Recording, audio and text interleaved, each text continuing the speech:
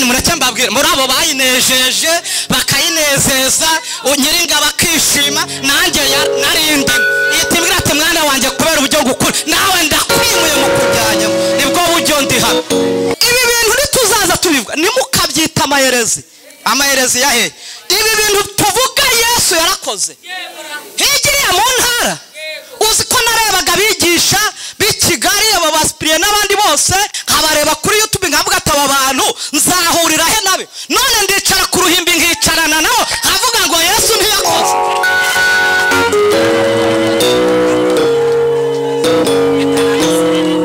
Ababyumvise haleluya,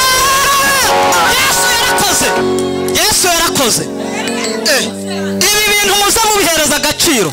Kumva ngo uri Kigali unywa amazi y'Kigali, ushopingira Kigali, imyenda uyigurira Kigali, amazi unywa ni Kigali, ibyo kurya ni haleluya.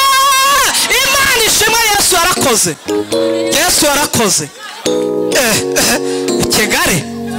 Kigali mwe ntabwo mubyumva.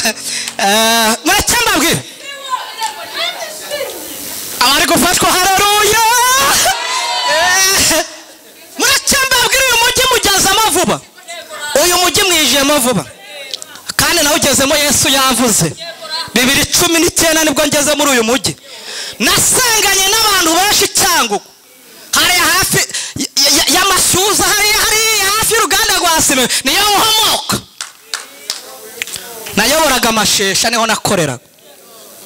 Nasenganye n'abantu benshi mwa bakristo mwe, nasenze ubutayu, senga mu magurupe, senga mu nsengero, narasenze. Nasenganye n'abantu bakabaho mu buzima bunezeza Imana, bahimbaza Imana. Ari abantu batize, ari abantu bo hasi, ari abantu bafeke batagira shinge na rugero, ariko bafite guhimbaza Imana. Yego komane nkumva iyo mwijuru iravuga kavuga ati bana banjye kubera urukundo mbakunda ntabwo nzabatuza inahi Cyangugu, ndabimuye mbajyanye Kigali mu izina rya Yesu. Imana yabivugaga na hano barahari, ariko na hano barahari. Yego rata iyo mwijuru yakoze nihabwa icyubahiro. Yabivugaga mbyumva biri gutangaza Imana ipfira mu bugarama. Haleluya. Imana muri aya materaniro nituremera ibisubizo bivuga Yesu. Imana ishimwe cyane nanone. Ababyumvise haleluya. Imana iziremera ibisubizo bivuga Yesu. Abantu b'Icyangugu bakamenya ko hari kampani y'umunyakigali ifite agashami i Rusizi, ifite agashami abantu b'Igisenyi bakaba bari kubaho ku bwawe. Ibyo ni ibisubizo bivuga Yesu. Imana ishimwe cyane nanone. Mureke mbabwire Imana ishimwe cyane. Reka mbabwire ibyo bigeragezo birambye Imana yabyemera ko bitubinyuramo, ariko baza utekereze uvuga ati muri iki kigeragezo ni iki Imana yavuganye nawe. Irembo Ryera TV, Irembo Ryera TV. Ariko bana sinzi nimba Bibiliya iratubwira ngo Zakariya arinda agera mu zabukuru, abana n'ubugumba.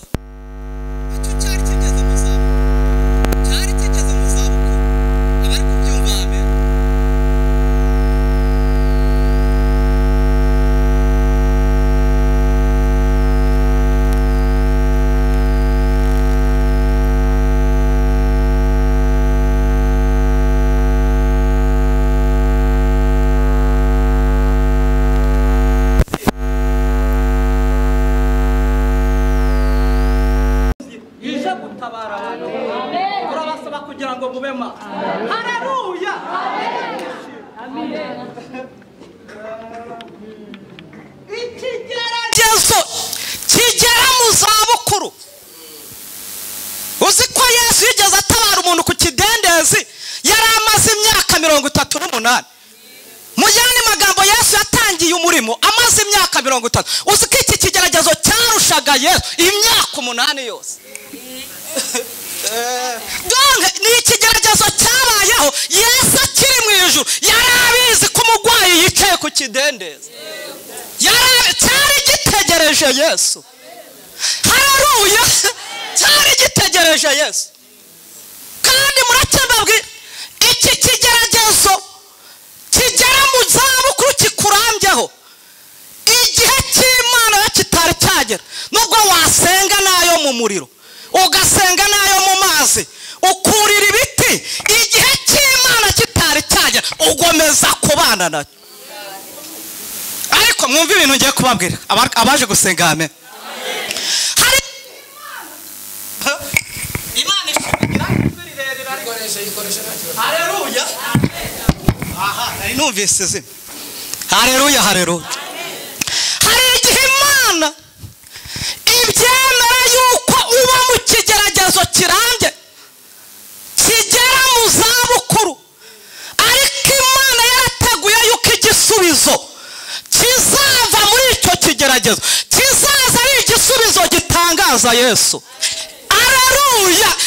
Bene muracyambabwira nta wundi muntu Imana yari yarateguye uzatangaza Yesu mu Bisiraheli uretse igisubizo cyitwa Yohana. Hari igihe rero Imana yemera yuko uba mu kigeragezo kirekire kirambye, ariko Imana yarateguye ko igisubizo kizaza ari igisubizo kivuga Yesu. Ababyumvise haleluya. Ningize Imana muri aya materaniro, Imana ituremere ibisubizo bivuga Yesu. Haleluya. Imana ituremere ibisubizo bivuga Yesu mwababyeyi. Kandi Imana izibire. Uzi ko njyewe ngomeze nkoreshe mikrofone. Imana ishimwe cyane. Uzi ko njyewe z'umwana w'imfubyi wabaye hari imfubyi ahantu bita mu Bugarama, aba hari imfubyi itorero riramurihira, arigaramenuza ajya mu Bufaransa abona akazi k'ubuganga. N'umuganga arangije yibuka abantu aho yavuye n'itorero ryamurihiraga, akiga akarangiza aravuga ati nanjye ngiye kurihira abana b'imfubyi. Yubaka ikigo cy'amashuri aho mu Bugarama, hanyuma icyo kigo abana b'abakene n'imfubyi mujya muri icyo kigo. Abarimu niwo bahema n'ubwo leta ibahemba, ariko hari andi mafaranga afatika ashyiraho. Abana babayeho neza, ubuzima n'ubuzima. Nta mwanya afite kuva mu Bufaransa, nta mwanya afite kuva mu Bufaransa azavuga ngo Imana yangire, ariko ibisubizo Imana yamuremeye biri gutangaza Imana ipfira mu Bugarama. Haleluya. Imana muri aya materaniro nituremere ibisubizo bivuga Yesu. Imana ishimwe cyane nanone. Ababyumvise haleluya. Imana izirembe ibisubizo bivuga Yesu. Abantu b'Icyangugu bakamenya ko hari kampani y'Umunyakigali ifite agashami i Rusizi, ifite agashami abantu b'Igisenyi bakaba bari kubaho ku bwawe. Ibyo ni ibisubizo bivuga Yesu. Imana ishimwe cyane nanone. Muracyambabwire Imana ishimwe cyane. Reka mbabwire ibyo bigeragezo birambye Imana yabyemera ko bitubinyuramo, ariko baza utekereze ubwo ati muri iki kigeragezo ni iki Imana yavuganye nawe, ni iki Imana ishaka kuzakora muri iki kigeragezo. Mwibuke Mariya ko yigeze avugana n'Imana, avugana na marayika, yari yarasabwe n'inkwano bari barazitanze. Burasa ntibari barazitanze. Bibiri ivuga ko yari yarasabwe na Yosefu inkwano deja bari barazitanze. Marayika aramusanga aramubwira ati nubwo inkwano bazitanze ariko uratwite kandi igiye gutwara niyo umwuka, kuko uzabyara umucunguzi umwami Yesu. Marayika avugana no tuzabyara umwami Yesu. Birumvikana nimba inkwano zari kugura ibishyingiranwa, birumvikana ko zahindutse. Abantu batangira kubona umukobwa muzima atangiye kugura imyenda y'abana, ibisarubete na za pampegisi, kandi ari umukobwa yarasabwe. Ariko Mana yanjye babona ibintu birahindutse. Umwami wacu ahabwa icyubahiro.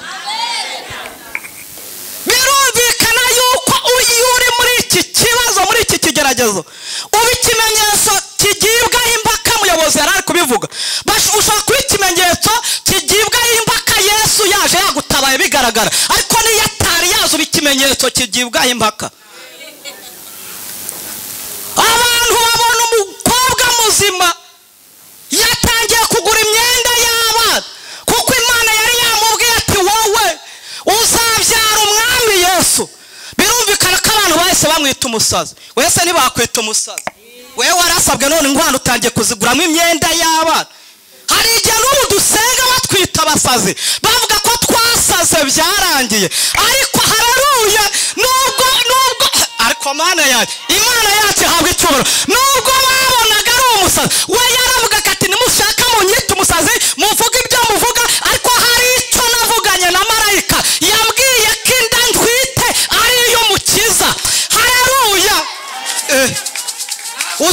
Ariko Mana yacu, abari kubyumva mutere haleluya. Imana ishimwe. Yego rati ibyo turimo turabizi. Usiko n'uyu munsi hari abantu bazinduka bavuga ndakuramutsa Mariya mu gitondo, babyiciraho ndakuramutsa Mariya mu gitondo, wewe wuje inema, horana n'Imana, Bikira Mariya mubyeyi w'Imana, uraza udusabira twebwe abanyabyaha. Nuko marayika yari yamubwiye ati wowe uzitwa uhiriwe. Ababyumvise haleluya. Imana ishimwe. Bene hashimwe Yesu waje, hasime Yesu waje. Imana ishimwe. Abantu benshi muri iri teraniro mwavuga aho Yesu yabakuye. Umuntu wese yahagarara agahamya. Uwatwigishije mu gitondo yavuga ati njye yamvanye mu buraya. Umuntu wese yavuga aho Yesu yamukuye, abo yavanye mu busambanyi, abo yavanye he. Bene hashimwe Yesu waje akatuvana muri ububata bw'ibyaha. Twari dupfe, twari turimbutse, twari dushize, ariko Yesu araza ari umwami w'abantu. Yishyira mu nda ya Mariya.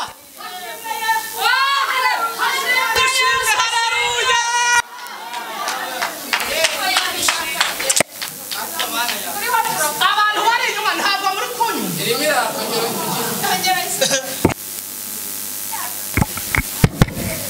Imana ishimwe cyane nanone. Hashimwe Yesu wadukuyeyo. Kandi mureke mbabwire mwa bakristo mwe, mureke mbabwire. Urakoze cyane. Haleluya.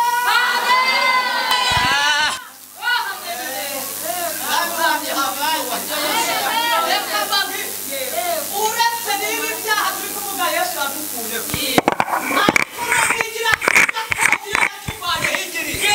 Ntabwo hari horoshye. Dushimye Yesu watugejeje muri uyu mujyi. Higira kuri gakondo yadukuye. Ariko Mana yanjye, wagize ngo hari ahantu hari horoshye se? Mwebwe ntabwo mubihereza agaciro, ariko ngenje vuba. Abo Yesu yakuyeho tuzamura ibiganza turebe. Yego ko Mana yeko mbona ari twesera. Mushi uziko sanze ari twese. Imana yadukuye higiriya nihabwe icyubahiro. Haleluya. Bene muratembabwira. Ibi bintu nituzaza tubivuga nimukabyita amayerezi yahe. Ibi bintu tuvuga Yesu yarakoze. Higiriya mu ntara uziko narebaga bigisha b'Kigali aba baspiriye n'abandi bose, nkabareba kuri YouTube nkavuga ati aba bantu nzahurira he nabe. None ndicara ku ruhimbi nkicarana nabo nkavuga ngo Yesu ntiyakoze.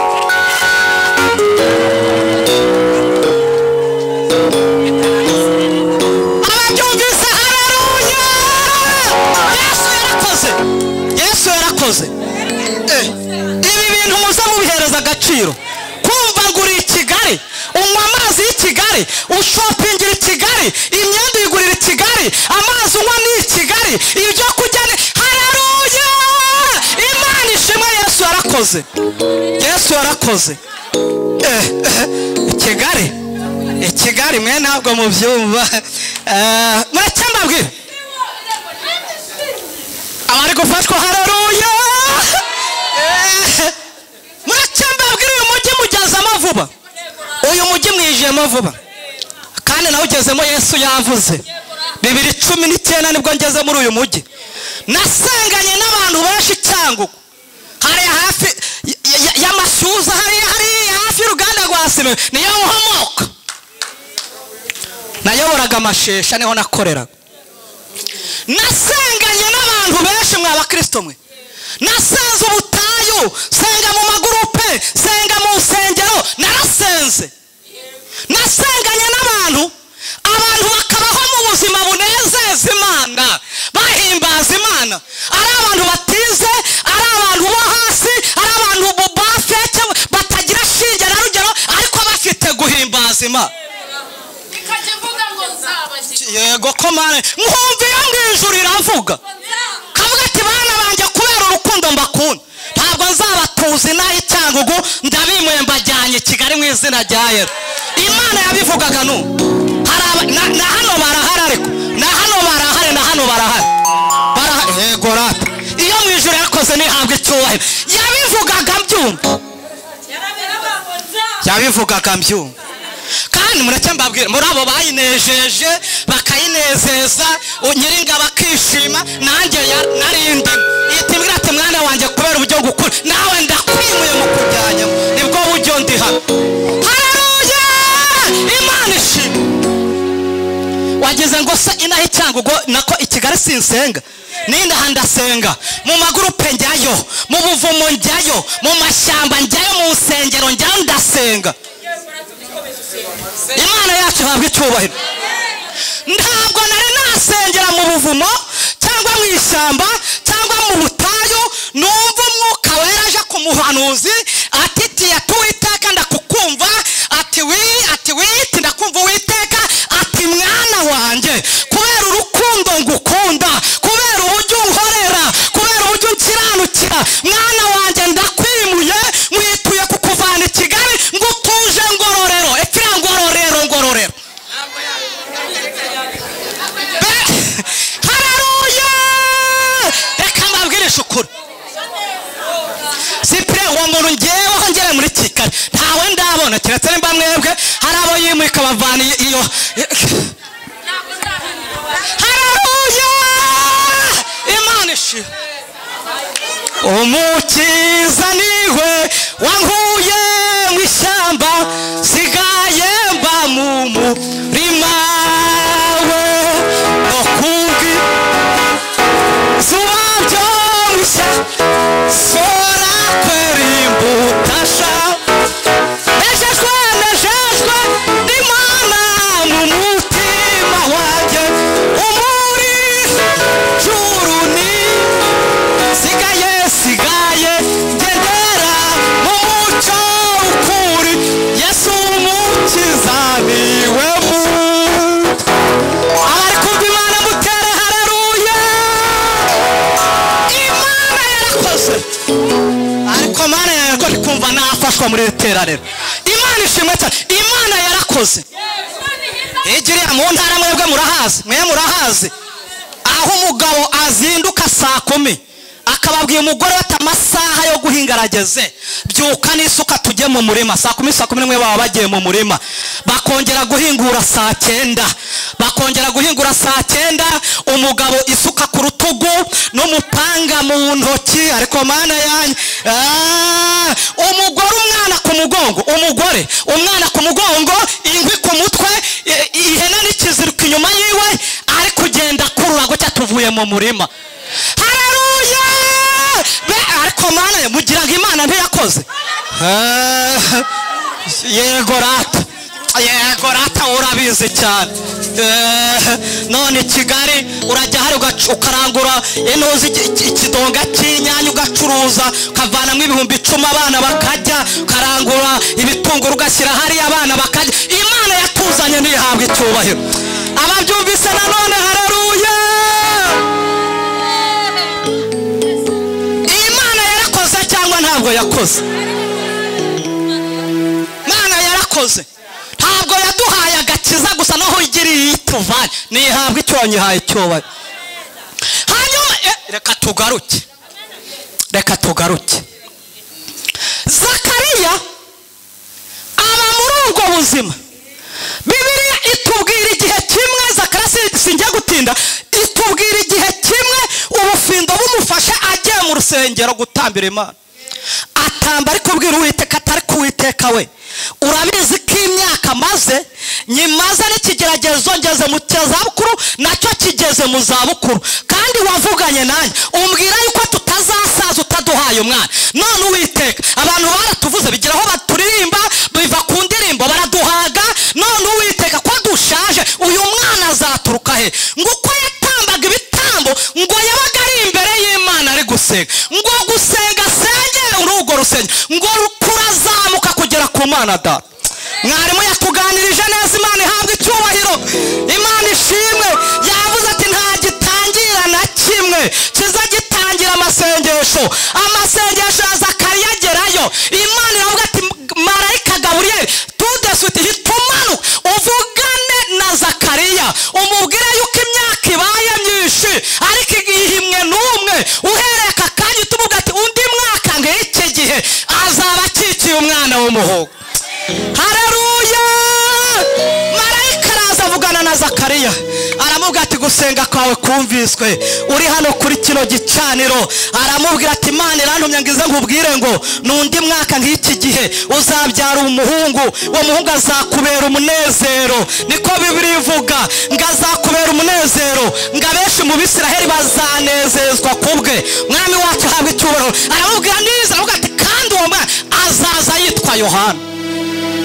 Uko ngo agomeza avugana na marayika abari bategerereje hejuru bakumva umugabo yatinze mu rusengero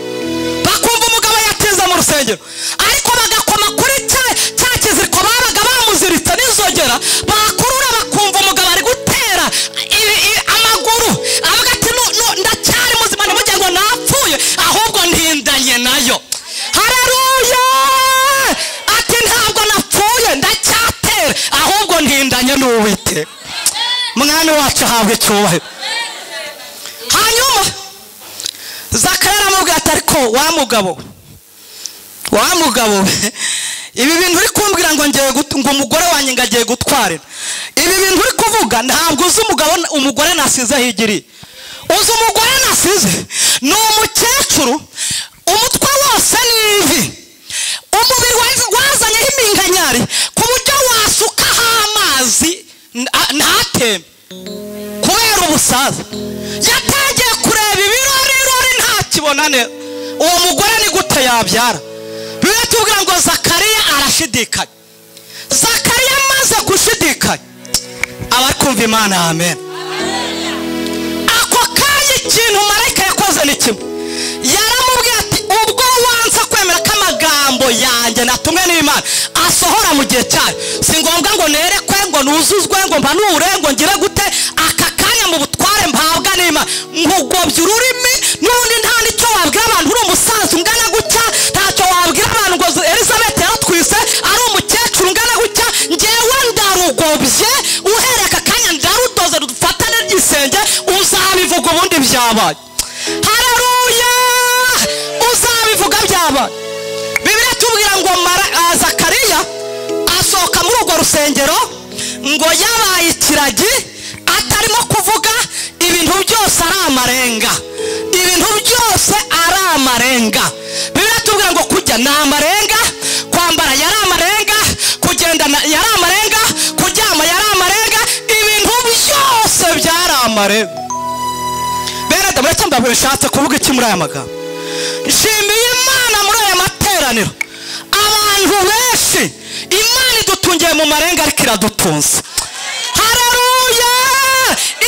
Ariko Mana yasinze nimba ibintu mu byo musumi Imana idutungiye mu marenga abantu esiri tuna muri uyu mucyo abantu benshi Imana batungiye mu marenga ariko Imana iradutuza.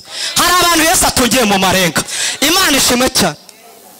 Ariko ubundi reka tuza tuvuga ibintu twongera tunabisubira. Ni gute wambwira buryo ki inyanya hariya za Nyabugogo kuzinduka saa 9 ukajya Nyabugogo karangura inyanya bishobora kugutunga atari amarenga bishobora kugutunga ugasanga abana babaye kubera inyanya, abana bakambara neza kubera inyanya, ubukode bw'inzu bukaboneka kubera inyanya, abana bakiga bakarangiza kubera inyanya. Bene da n'amarenga. Haleluya!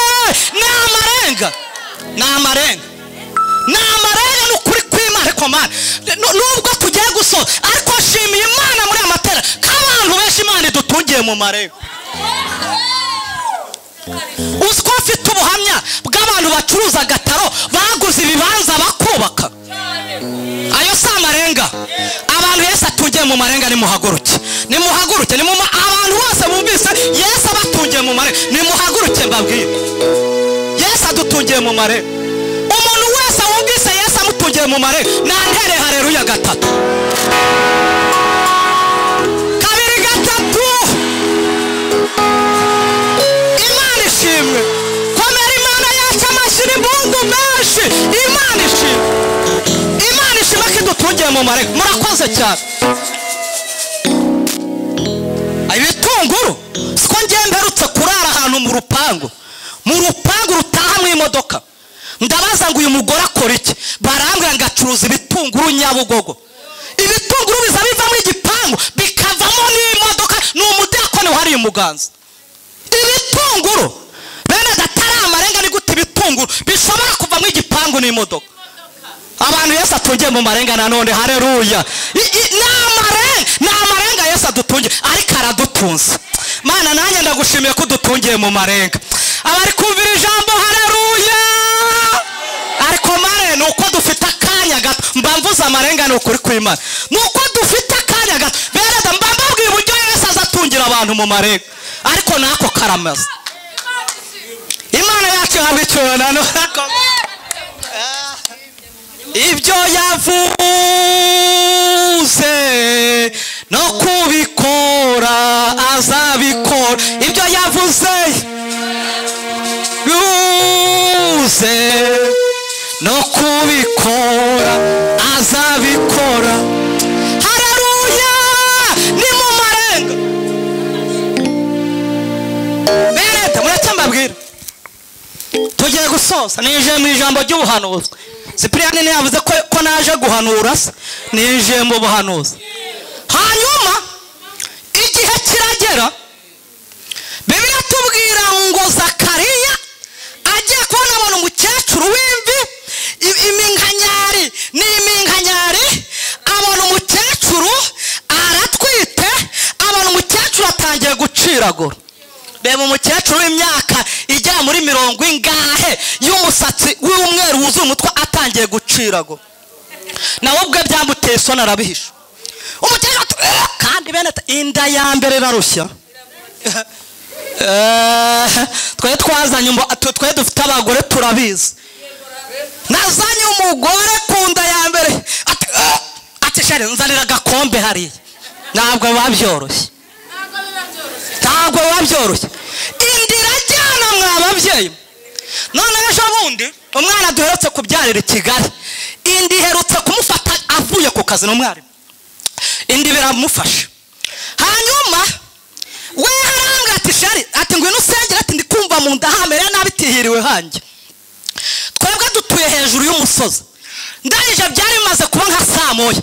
Twicara ku musozi ndavuga ati sheri mu butware mhabwa n'ijambo ry'Imana ryama hano gusengera. Ndamufata ndamugaramisha njya kunda ndakanda.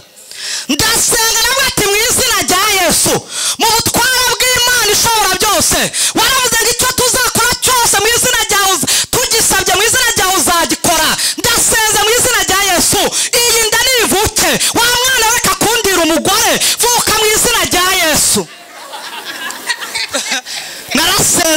Narasenze mw'abantu mwibyuya biramanuka kuri uwo musozi. Ati mu izina rya Yesu wa mwana we reka kugomeza undira umugore vuka mu izina. Narasenze mwokagira Imana. Se kaka mushwari kanje kare. Ariko Mana yanjye. Haleluya.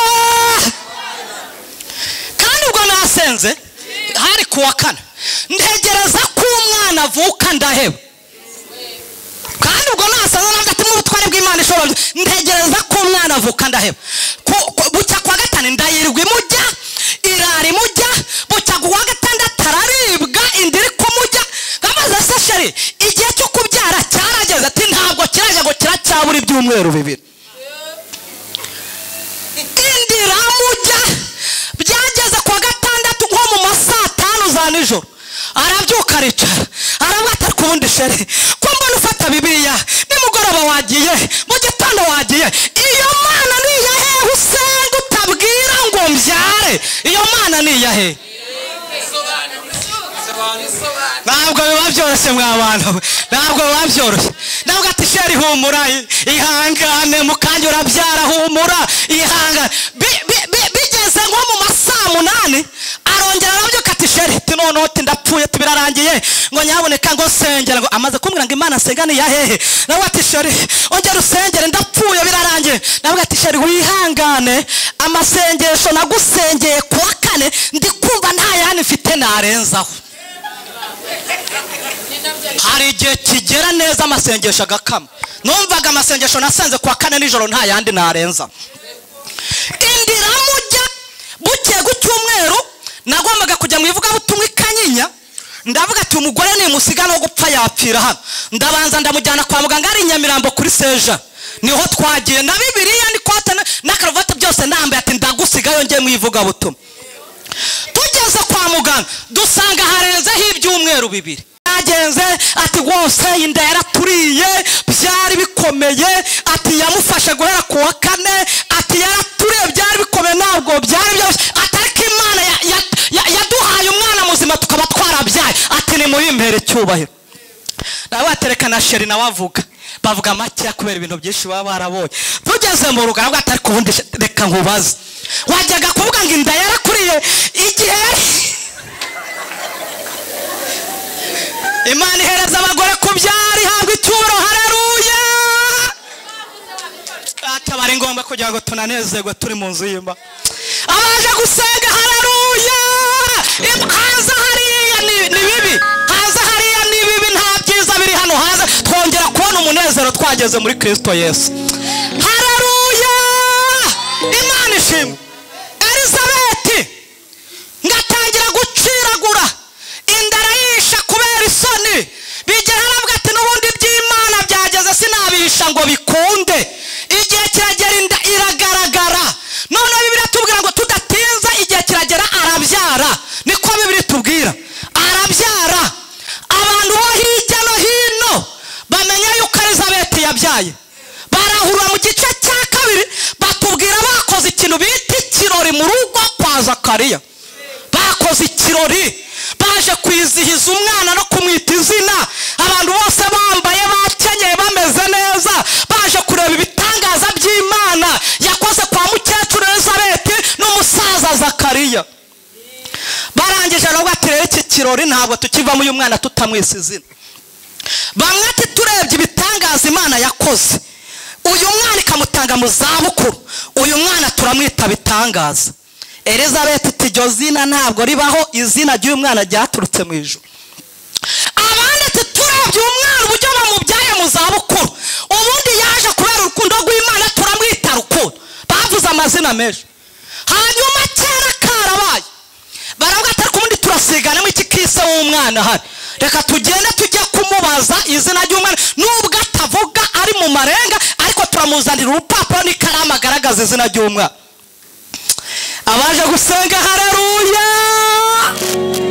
Bibiliya tubwira ngo ari kwandika izina ry'umwana abantu bajya kubona babona umusaza intoki zitangiye kugira gutya babona umubiri wose utangiye kwibarasa babona umusaza atangiye gutitira babona umusaza bumva atangiye gutobora indimi ziraza ati wiwe ati Uwiteka ndakumva ati wi ati niyo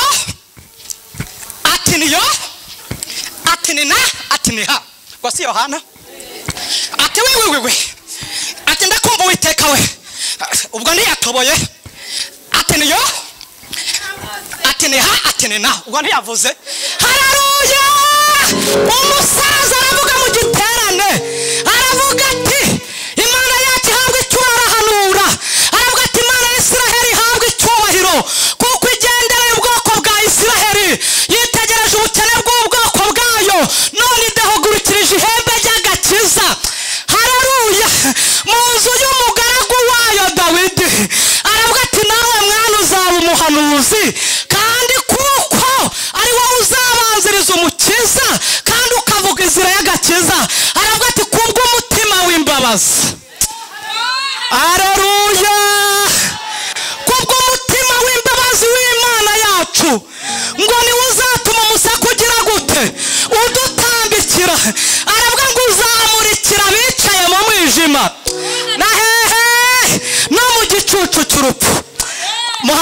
dusenge Imana, muhaguruke dusenge Imana. Bemeda, hari imana zivana abantu mu marenga, ntabwo tuzaheranwa n'amarenga. Aleluya. Uyu munsi nawe Imana yaguhereza ijambo ukavuga mu giterane, ntabwo tuzaheranwa n'amarenga. Nibyo koko Imana yayadutungiramo, ariko naje kubahanurira, naje kubabwira ko mu ijuru dufite imana zikiza amarenga. Abari kubyumva haleluya, Imana ishimwe. Tuzamura icyifuzo tubwire Imana tuwite dukiza amarenga.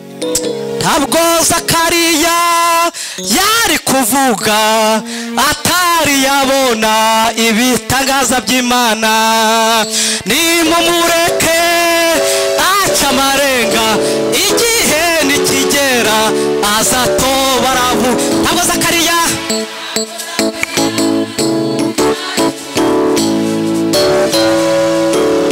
tuzamura ibiganza byacu hejuru cyane, tuzamura ibiganza byacu hejuru. Mureka cyamarenga cyamarenga cyamarenga cyamarenga cyamarenga cyamarenga topile saigene trale shadorege. Mbaraga z'Imana zigiye gukora igikomeye. Tugisenga icyubahiro cy'Imana n'ikimanuke, tugisenga ahura n'Imana ibasha. Hari ibyari byakunaniye ariko Imana igiye kubikora. Ayiwe Mana turagushimiye, Mana turakunezerewe, Mana turaguhamagaye, Mana turakubonye. Dukubise hasi ikintu cyose kirwanya imbaraga, kirwanya amavuta, kirwanya ibisubizo, kirwanya ubuzima. Mu izina rya Yesu turazingura inda zazinzwe, turazibura inda zazibye, turahamagara amasezerano yacu, turabwira Imana ikora imirimo.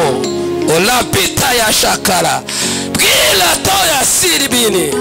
Mbaraga z'Imana nizikora imirimo, mbaraga z'Imana nizirema ibintu bishya, mbaraga z'Imana nizitabare, mbaraga z'Imana nizihindura amateka. Ndasenya urufatiro rw'abadayimoni mu buzima bwawe, ndasenya imbaraga z'abarozi, ndasenya imbaraga z'umwijima. Ndakubita ikintu cyose cyarwanyaga imirimo yawe, cyarwanyaga ubuzima bwawe. Ndasengera y'amaguru yawe, ndasengera uyu mutwe wawe, ndasengera uyu mutima. Ndasenze rekura wambaraga we, rekura rekura rekura. Turarwanya ikintu cyose, turahondagura imbaraga z'umwijima, turahondagura imbaraga z'abarozi, turahondagura ibintu byose abadayimoni baduteje. Tarasharabini mu izina rya Yesu, mu izina rya Yesu, mu izina rya Yesu, mu izina rya Yesu, mu izina rya Yesu. Cyubahiro cy'Imana nigikora akazi, cyubahiro cy'Imana nikibohore. Rambura ibiganza byawe hejuru, wakira amahirwe yawe, wakira umugisha wawe, wakira imbaraga ugiye gutahana nazo, wakira amavuta abohora, wakira amavuta arema, wakira amavuta abeshaho. Ndasenze katika jina la Yesu. Yo reka mwari Imana tazamura isengesho.